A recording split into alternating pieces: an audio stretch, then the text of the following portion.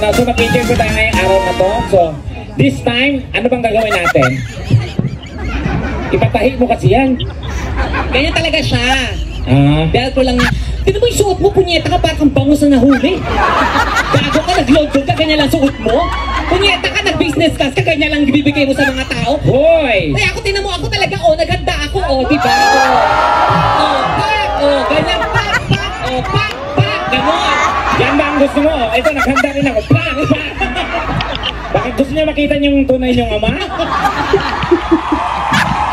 Kapal ang mukha mo? Oo. Alam mo, hindi, si Tekla po kasi, kahit anong suotin naman kasi niyan, hindi din pinapansin ng mga tao. Sa totoo lang. Kasi nung nakita ko sa mannequin, ang ganda-ganda eh. Tapos? Nung sinuot ko, wala nang kwenta. Doon ko nataktan to na may mga damit pang mannequin lang. So, ibig sabihin, huwag ka na magsuot ng ganyan. Sige. Pero alam mo, si Tekla po sa personal, maayos naman ang itsura, tama?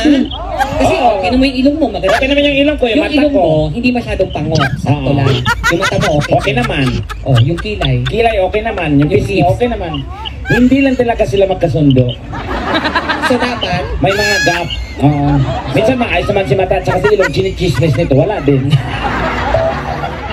Oy, kayo na pa tayo nagsasalita ng Tagalog. Ang daming mga ibang lahi. Of course, I can speak English, Donita. Don't you ever Ano? Taka. Tuloy mo. Tuloy mo. Ayan, ang daming nila. Iba-iba yung mga lahi nakikita. Yeah. I saw, especially your... Yes, sir. Where are you from? Yeah, I'm talking to you. Kung sa awain, tarantado ka, taga dito yan. You know Harry Potter? Sino? Harry Potter. Harry Potter is my brother. And? That makes my mother a Potter. So we are anak ng Potter. So Potter. Potter, you know. No, hi sir, nice meeting you and is she your wife? Oh my God, palakpakan naman natin isa namang Pilipina nakaahon sa kahirapan.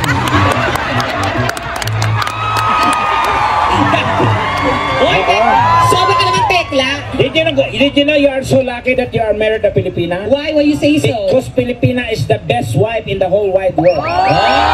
You know what? Filipina are very loving. Yes. Filipina are caring. Yes. And you know, Filipina is very stretching.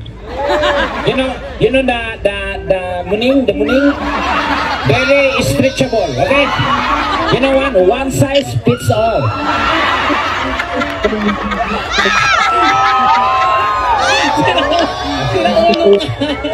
No, we are very accommodating. Yeah, we can accommodate all sizes. You know that? You love Filipina? Yeah, of course. How about as Filipino? You love? You must try as Filipino. Why? You wanna enter my bathtub? If you wanna go inside, oh my God, you can see only one thing. Piliin mo rin ang Pilipinas.